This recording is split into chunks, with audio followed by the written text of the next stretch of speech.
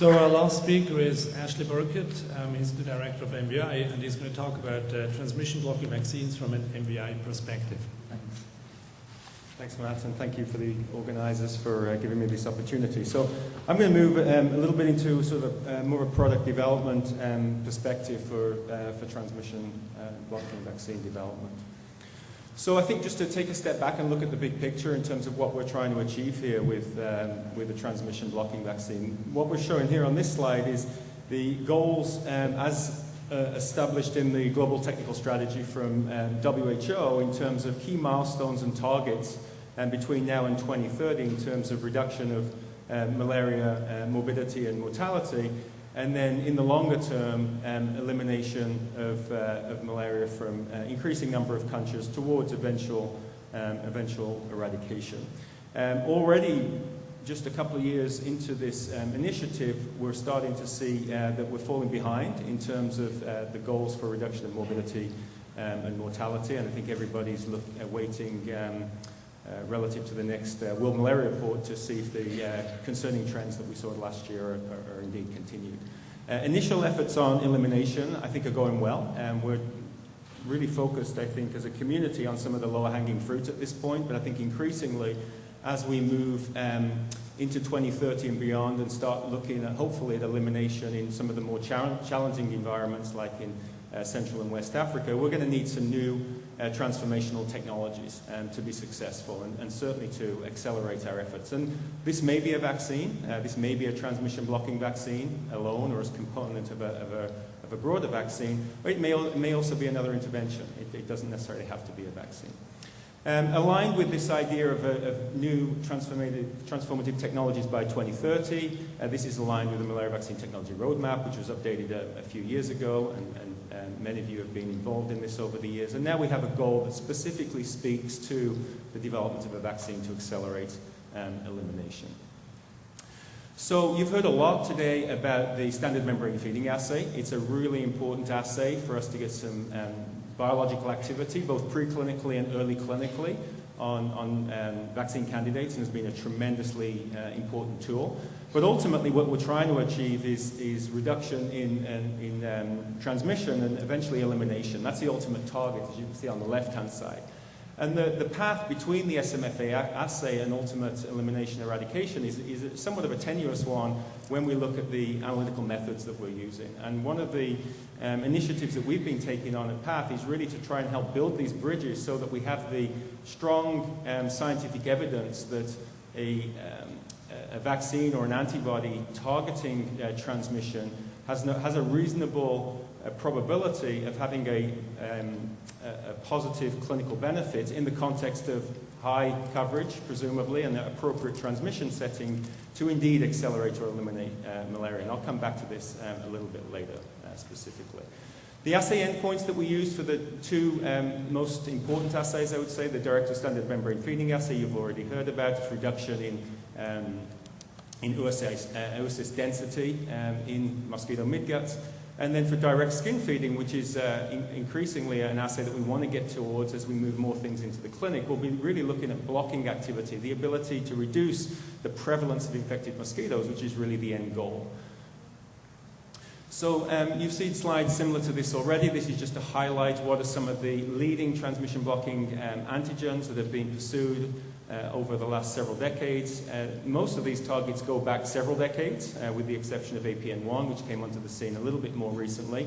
It's good to hear that we've got some new targets coming on, but most of what I'm going to talk about is really around some of these more established candidates, which are now working their way into clinical studies, including in the target population, and we're starting to get a good sense of the potential of these, not just as preclinical candidates now, but really in human volunteers, and I'll be presenting some data on that.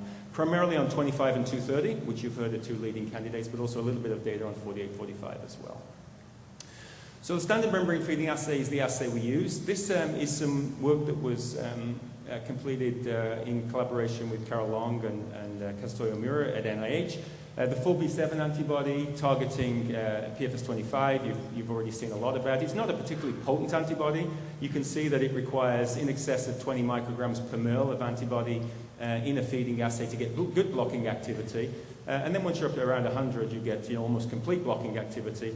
The point of this slide is really to show you, though, once you're at high biological activity, high inhibition of oocyst density, the data are pretty reproducible from assay to assay. But once you're down below 80, 70%, you can get a lot of spread and a lot of variability in the assay. So this is important to keep in mind in terms of the reproducibility of the data. And we typically like to be looking at activity at 80% above because we know that it's reproducible. But the relationship in terms of what that would mean in more of a direct skin feeding environment is still not completely understood. So this is very similar to the slide to one that you've seen in the previous presentation relative to prioritization of target antigens through preclinical studies. This is just an excerpt of a publication from some work that we supported again with Carol Long and Kazutoyo several years ago, recombinant proteins made in the wheat germ cell-free system. And again, PFS 25 and 230 consistently outperforming other candidates. 4845 was in this study. I think we had issues with the conformation of the protein in that study, so probably didn't get a fair shot. But consistently, 25 and 230 have revealed themselves in mice at least as two leading candidates. And as you heard in the last talk, that was a very similar story when the antigens were delivered by viral vectors. Again, 230 and 25 consistently came out on top. So there's been a lot of focus on 25 over the years, including from the preclinical data, but also its highly conserved nature, which is a real asset in terms of vaccine development.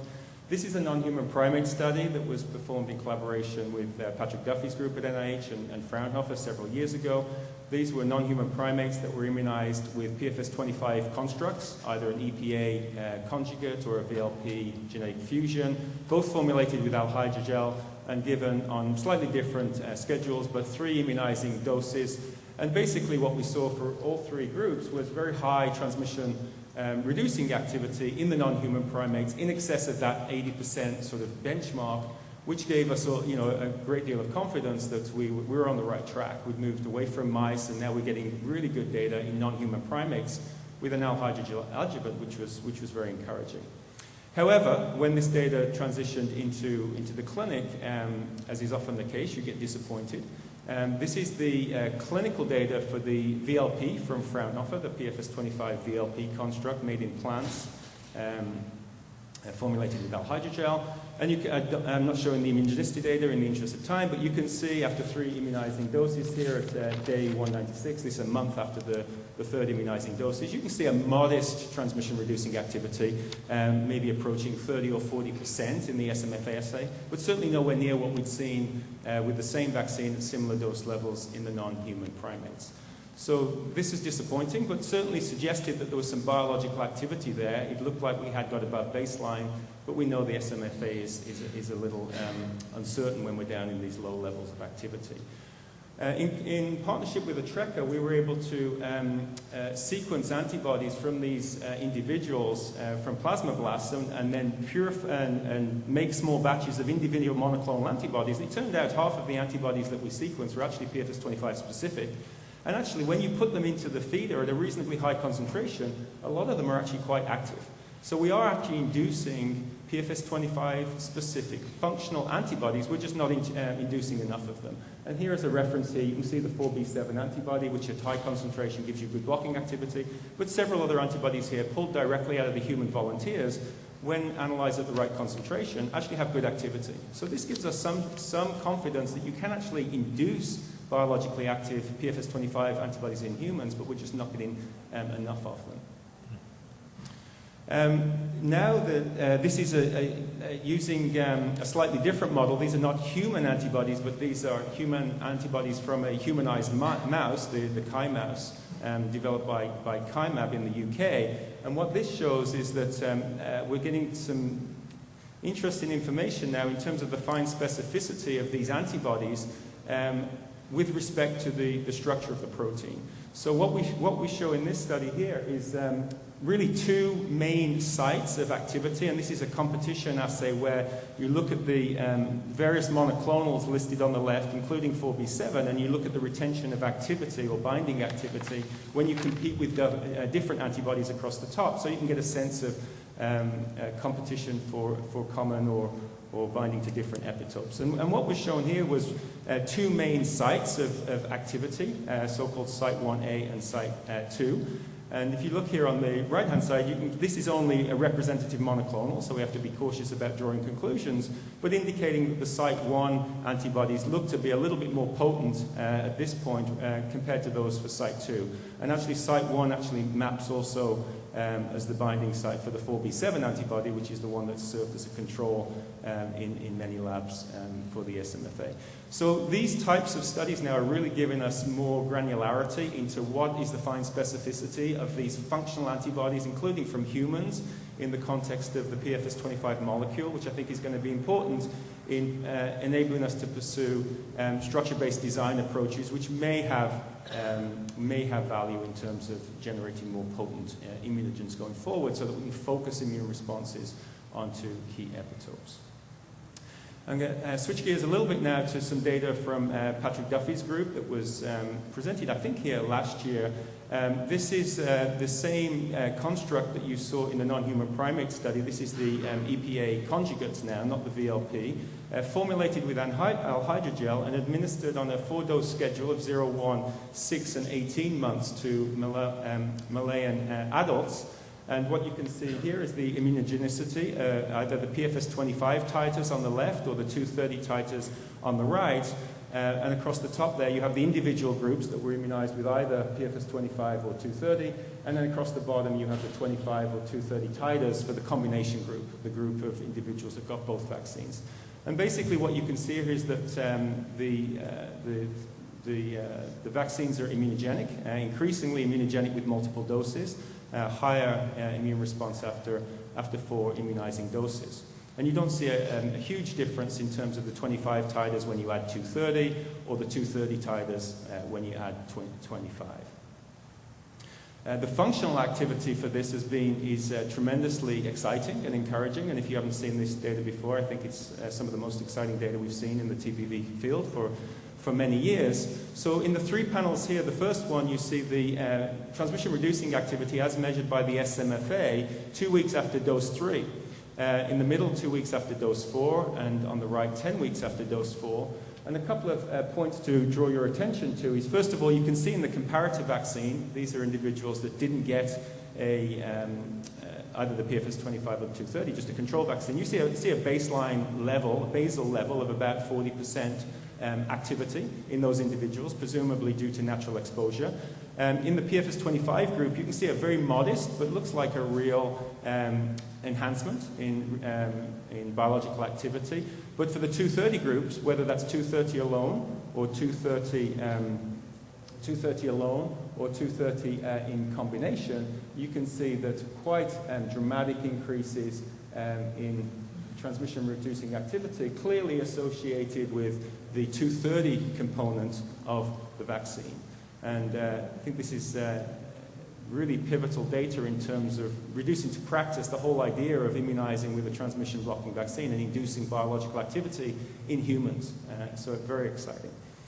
In the last couple of minutes of my talk, I'm just going to switch gears a little bit to explain some of the data that we're generating to try and help bridge this gap here between this very important standard membrane feeding assay, which is what you've heard about a lot today, and then trying to bridge to direct skin feeding and how we might do that in people. Ultimately, as I've mentioned previously, the goal is reduction of transmission in whole communities, and that would likely have to be measured through some sort of cluster randomized trial, and we have some initial indications from FDA that may be able to be done outside of a phase 3 environment, which would be ideal. But in the near term, we really need to try and bridge and understand the activity across these two measures. And one of the questions we asked ourselves a few years ago was, could we achieve this assay bridging using a monoclonal antibody, and actually a monoclonal antibody that will passively transfer to human volunteers? To do this, we would need an antibody that was able to reduce about 80% oocyst density in the SMFA assay at a pretty low concentration, on the order of 10 to 30 micrograms per mil. And so we reached out to a lot of you in the audience for your antibodies to run them in partnership with Carol Long to see which ones could potentially meet this target. And the winner, as you might have guessed from the previous presentation, was Robert Sauerwein's 4845 antibody. So we started with that antibody as a rat antibody, which is indicated here in green. And this is the transmission-reducing activity at different concentrations of antibody, and we're trying to stay basically outside of this red box if we think we've got something that could be feasible for doing this bridging. And we humanize that antibody, and you can see following the humanization, we really don't lose a lot of the potency at all of the antibody, and this antibody is extremely active, even down to just a couple of micrograms per mil of antibody in the SMFA assay. Some recent data which will be published over the next few days, if it already isn't in the literature, from our partnership with JP Julian, who's here, confirmed that the two antibodies, this is the rat antibody here binding to the fragment with the 6-cysteine domain, compared to the humanized version, you can see here, and you can look at them very closely, extremely similar structural characteristics in terms of those two antibodies, which is consistent with the data we saw. And when you look at the biophysical characteristics, including the IC80 in the SMFA, around 1 to 2 microgram per mil for 80% blocking for both antibodies. So how do we plan to evaluate that? We're looking at potentially either under conditions of natural infection or under controlled infection, if this is possible, to generate baseline DFA results at 0 microgram per mil of circulating antibody, so before you do the infusion, and then to compare that with post-monoclonal antibody infusion, where we can infuse the antibody at 3, 10, 30 micrograms per mil. We can do direct skin feeds with mosquitoes to look at the prevalence of infected mosquitoes under different levels of circulating antibody, and then compare those data to what we see in the SMFA assay, where we know this monoclonal is potent down to single-digit antibodies. And that will really help us to build that important bridge between the two assays, but also validate PFS 4845 as a leading target for transmission-blocking vaccine development. So in summary, I would say that mice and non-human primates have been valuable models for identifying lead antigens, there's no question, but I think the data generally have been poorly predictive of human clinical results. PFS 25 and PVS 25, as well as 230, have been evaluated in human clinical trials now, including in sub-Saharan Africa. 25 is associated with induction of a modest but measurable biological activity, so I think it's a bit too soon to maybe give up on 25, but it hasn't realized some of its preclinical potential, and it's uncertain whether it will at this point.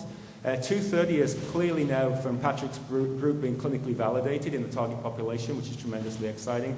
And we think the structural biology approaches, particularly for these two constructs now where we have three-dimensional structures, may inform the development of next-generation immunogens.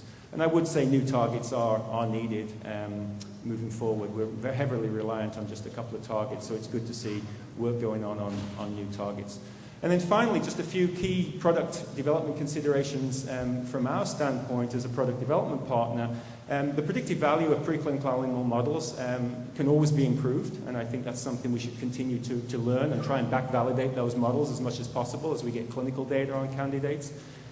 Bridging of transmission measures is going to be important. Ultimately, we'd like to have an analytical assay that's reasonably likely to predict clinical benefit. If that could be an ELISA, that would be fantastic, but we've got a lot of work to do to get there. In terms of proof of concept data in human volunteers, I think I've shown you from Patrick's work that we have evidence now of homologous protection. Most of these initial work is done with 3D7 parasites.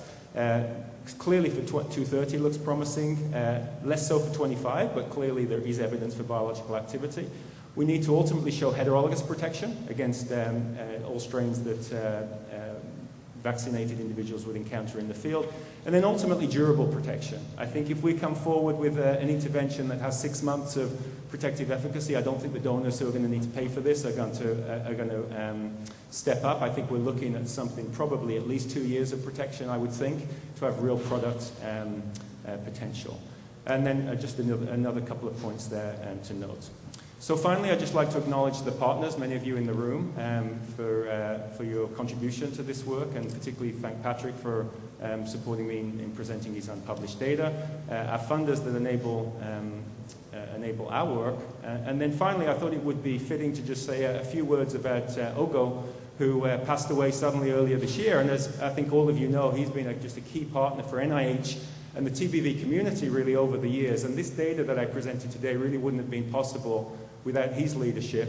And he's going to be sorely missed by the community. And I thought it'd be worth just taking a moment to recognize his contribution and just acknowledge how much we will miss him, but his contribution will certainly live on. And then finally, I just want to mention that Isika Sagara has a poster where you can see the 230 EPA data, but with GSK's AS01 adjuvant, and it probably won't be a big surprise to tell you that that even looks more interesting. And that's a poster presentation, poster that's going to be presented immediately after this session. It's LB5175, and I'd definitely encourage you to go and have a look at that. So thank you for your time.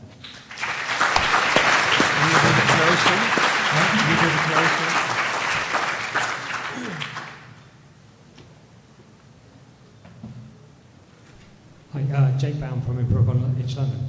This is a very unfair question to you, and it's kind of a question, an open question actually. I'm quite new to the transmission area, but it strikes me from what I do know that we don't know what a single one of these proteins actually do. And since the structure-guided activity seems to be so crucial now, we're honing in on areas. I mean, who's actually working on the function of these proteins, and isn't that going to be critical in terms of actually designing transmission blocking vaccines in terms of function guidance, not just structure guidance? I think, that would be an advantage for sure if we had better clarity on the function, but I don't think that's a prerequisite for vaccine development. But I think your point is well taken. We really don't know a lot about the function of a lot of these proteins. A lot of them are sitting in membranes, they're GPI anchored, they may be quite different in terms of their conformation from what we have from recombinant proteins that we pull out of different systems. So I think we have to be a little bit cautious about sort of over-interpreting some of these recombinant proteins because they may not have the exact conformation of their native counterparts. But I think your point's well taken. It would be helpful to have that, but I don't think it's a prerequisite. Because I guess just one follow-on from that is that I'm aware from rumblings for a while that there's talk of a PF urokinase sort of production. In my lab, we've struggled to do that for many years, and I'm not aware of anybody else who's really succeeded in that. Wouldn't that be that kind of platform where we'd really be able to define activity without actually having to rely on the SMFA? I think that's potentially one way. There's probably other people in the room who are better positioned to talk to you about the intricacies of the biology of the gametocytes, the gametes, and the urokinase, but I think your point is well taken. Thank you very much. I was wondering if you had any chance to be able to look really at boosting in these in your studies that you did in Mali, to see if it actually boosts when they've got infection. Boosting upon infection. I can let Patrick take that one specifically, because that would be really nice. Maybe.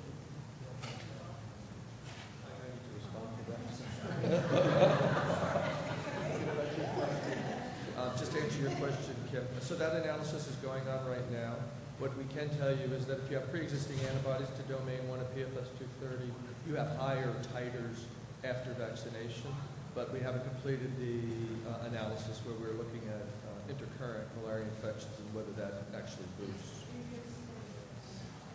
No, we don't see pre-existing antibodies to PFS25, and we don't see generally responses after the first dose as a general statement with the L-hydrogel adjuvant product, suggesting that there's been no sensitization to 25. I was just thinking about P25, right? What is the stability of human antibodies in the mosquito midgut? Because it's undergoing digestion, so I think it will be important to see how long they last, right? Because those will be binding to kinases, right?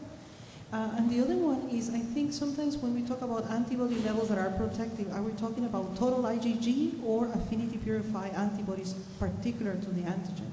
Because I think we use those two, and I think they're very different measurements, right?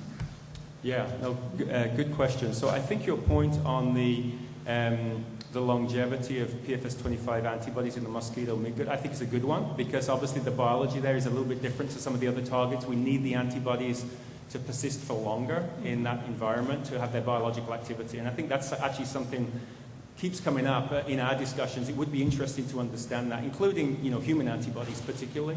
I think generally the titers that we're getting for PFS25 are kind of on the low side. I think we certainly seem to have a problem in terms of getting the magnitude of responses that we need, but I think your point in terms of looking at the longevity of the antibodies in the midgut is actually a good one, and it's something we've talked about, but we've never actually got there and done it. Because 24 hours when the old kinase will be there is the peak of protease digestion in the mosquito, so it is the worst environment for an antibody. It's a good point, except what argues against that is demonstrate preclinically, right, that antibodies taken up in a blood meal and in those same mosquito midguts are able to persist and have strong biological activity when they're coming from immunized mice or immunized primates, but not so much from humans. So I think your point's a good one, and it's definitely something we should look at. I think that also the different antibodies may have different stability. Some may be more digestible than others. So Yeah. there could be a big difference. That's a good point. And then your other question was... When we talk about potency, right, sometimes we use just total IgG, and sometimes people use affinity purified antibodies. So I think the measure is a little bit different, right, because you're going to need less titers if you do affinity purification. Yeah, generally we use either total IgG, total purified IgG, or whole serum, and depending on which partners are running the assay. There's very rarely, I think, are we using affinity purified specific antibody in these assays, which I think, introduces a whole lot of uncertainty. Yeah. So generally we like to stick with either the serum or the whole IgG purified assay. Thank you. All right, I think we stop here in the interest of time. Thanks, Ashley, all the other speakers and the audience for a great session. Thank you.